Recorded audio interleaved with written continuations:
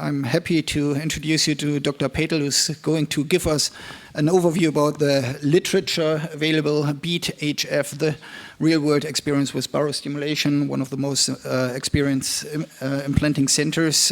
He's from Advent Health Center at Orlando in Florida, and we're looking forward to your talk. Dr. Patel, go ahead. Thank you. Thank you. Can you guys hear me? So I think I have the privilege of, following the great Dr. Gupta. I'm currently the medical director of MCS program, Advent Health Orlando. And I have the privilege of talking to you guys about, one, some of the data behind baroreceptor stimulation and our experience at Advent Health in Orlando. So I wanted to thank the sponsors for providing this platform for us, and we'll get started with some of the data here. So the BeAT-HF trial was a two-phase trial design looking at medical management, optimizing GDMT versus baroreceptor stimulation plus medical management. The initial phase was a pre-market phase, which was a 6-month follow-up, looking at the safety, looking at 6-month symptom improvement, along with NT-proBNP. Subsequently, as a result of the pre-market data, there was a breakthrough approval by the FDA at that time. The data was then followed in the post-market phase as a label expansion, looking at the symptom improvement for longer duration at 12 and 24 months, along with CV death, heart failure hospitalization, all-cause death, leading to elevator transplant, along with a win ratio.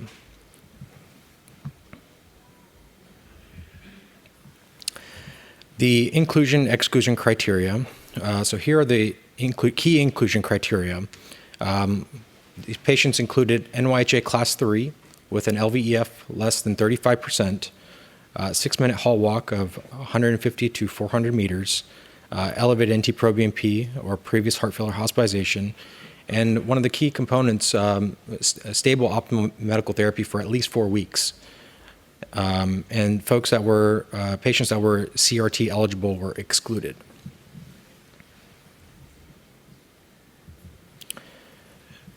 This is looking at our baseline demographics.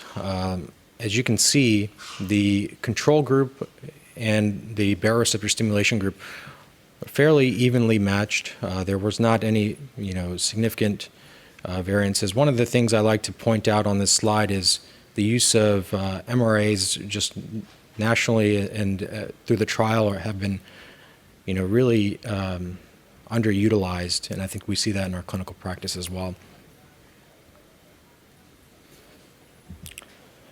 So one of the endpoints looking at quality of life improvement is the exercise capacity. And here we see the initial 6-month improvement when looking at the control group with medications only versus baroreceptor stimulation, significant improvement in exercise capacity at 6 months. And the improvement of exercise capacity was also sustained over a 1-year period, 12-month period, with a 6-minute hall walk of greater than 44 meters at 1 year.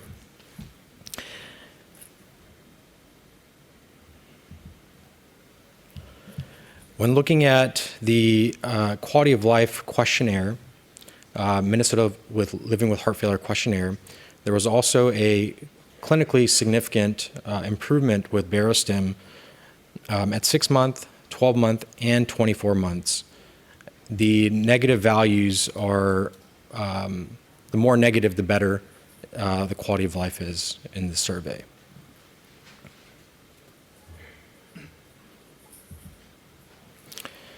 When looking at NYHA class, Barostim plus GDMT provides significant improvements in heart failure patients beyond GDMT alone when looking at the functional class. As we can see here, at 2 years, 27% patients improved their NYHA class in comparison to the medical group only. Looking at the reduction in all-cause death leading to LVAD or transplant, there was a 34% relative reduction with a nominal p-value of 0.54, looking at the Barostim group versus the control arm.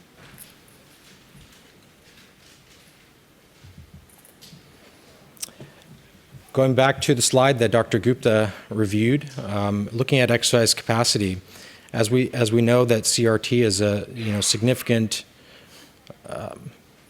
opportunity to improve patients' exercise capacity. When looking at baroreceptor stimulation, we see that perhaps better improvement in exercise capacity when looking at our GDMT plus other contemporary device-based therapies for heart failure.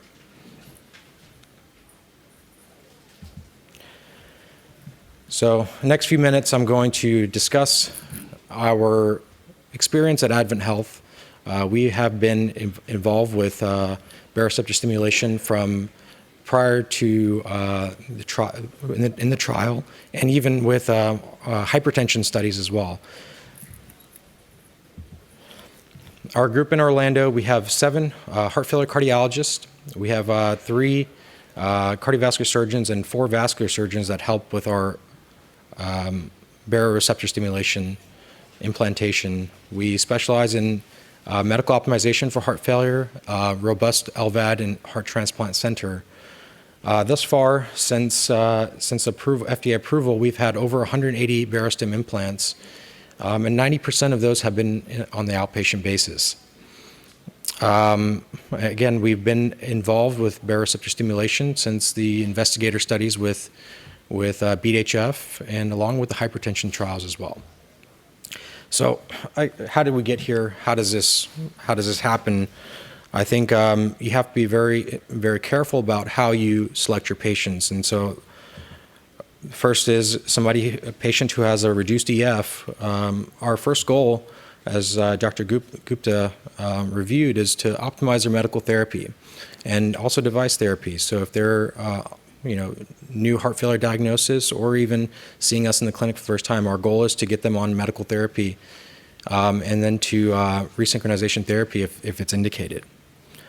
And then we do an assessment thereafter to see how the patients are doing. And if they do have an impaired quality of life, I like to term it heart failure staging. We try to understand what's going on. Why is this patient having symptoms? And this is when we do some type of functional testing with either a cardiopulmonary exercise test, 6-minute walk test, right heart catheterization potentially, and checking NT-proBNP to see what the change in NT-proBNP may be. And based on that, we decide where the patient is, where the heart failure patient is. And if they are truly at the end stage of heart failure and they have high-risk features on their staging testing, then we move towards some of the more advanced therapy options like LVAD or transplant. Patients that have lower to moderate risk factors that we would find on the staging, we would then proceed with baroreceptor stimulation. And this is kind of how our pathway is in terms of selecting patients. I think it's very important to patient selection when it comes to device therapy. Once we decide that baroreceptor stimulation is the appropriate therapy for the patient, we then move forward with cardiology assessment. We obtain a carotid ultrasound at the same time that we're sending to our vascular surgeons for implant. It kind of utilizes our workflow to minimize the time to implant. Our vascular surgeons will assess the patient and then subsequently through our clinic submit for approval from an insurance company and then schedule the implant. 90% of our patients are a same-day discharge. We've had a few patients that have had to stay overnight, but most of them are kind of come in the morning, get their implant, and leave subsequently. Once they're implanted, we have a Barostim titration protocol that we follow. Usually it's my nurse coordinators that are doing this, that are implementing this, and our schedulers that are scheduling this, but typically our first titration is actually done by our vascular surgeon in their clinic during the initial surgical follow-up to facilitate a seamless titration. And folks that are, the robust patients with a good blood pressure, low NT-proBNP, reasonable hemodynamics on the right heart catheterization, we typically try to titrate them in a 1 month fashion, and maybe out to 2 months, depending on how the scheduling works. The titration, again, is over a 1 month period. After each titration, we measure blood pressure, heart rate. We actually ask the patient to kind of shrug their shoulders, move their neck around. They may feel a little bit of stimulation after that, and utilizing the shoulder shrug and neck movement kind of helps decrease that effect. And then after titrating, after a month or two, we will then also attempt to see how the patient is doing with right heart catheterization potentially, or some other functional testing with cardiopulmonary exercise test and a 6-minute walk. The first case is a 34-year-old male. You can see here NT-proBNP 1400, had an AICD, LVEF 20-25%, on medical therapy, could not tolerate any further titration due to blood pressure issues. And right heart cath data here, as we see, looked fairly reasonable. From these hemodynamics, I would not pursue any advanced therapies in this patient. And so we pursued Barostim implantation. He underwent Barostim implantation and has been doing very well. I just saw him in the clinic last month, and he's improved his NYHA class to a class 1 from a class 3. NT-proBNP has decreased, and his LVEF actually improved. Last echo that we had, his EF was up to 55 to 60%. And he's doing all the things that he's wanting to do. He's walking his dog, he's going to the park, and we actually had the opportunity to actually increase some of his medical therapy. And as you see here, his hemodynamics and functional testing have been fairly stable.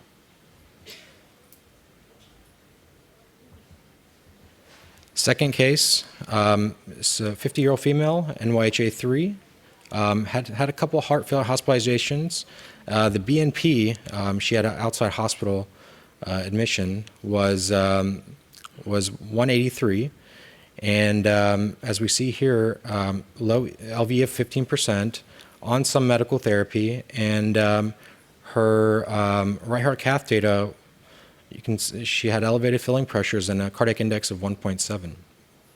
She couldn't do a cardiopulmonary exercise test, and she had just stopped smoking, and so we were thinking about doing advanced therapies on her. And at that time, we said, she wanted to go for transplant, and we said, well, we have a 6-month window before we can consider you for transplant, and so we opted to pursue Barostim in this patient. And she actually did fairly well for about 16 months. She had no hospitalizations after her Barostim implant. Her EF stayed around the same, 20-25%. Her symptoms improved, and so she was able to walk around, kind of stay conditioned. We also got her, increased her medical therapy, and got her on the heart transplant list after she stopped smoking. And she underwent heart transplantation this past February and is doing very well. So where does this fit in the toolbox? So this is a therapy that, again, we must maximize our medical therapy first with our 4 pillars, plus other heart failure medications and CRT when appropriate.